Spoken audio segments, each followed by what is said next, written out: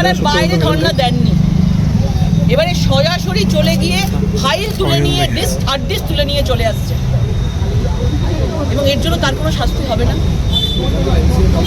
তার কি কোনো শাস্তি নেই?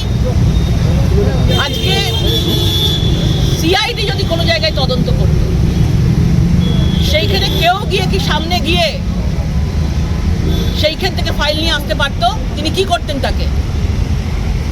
আজকে কেন্দ্রীয় তদন্তকারী সংস্থা তারা মনে করেছে তাদের তদন্তের খাতিরে সেই আইপ্যাকের মতো সংস্থায় কিছু তথ্য তারা পেয়েছে এবং তথ্য যাচাই করেই তারা ওখানে গেছেন।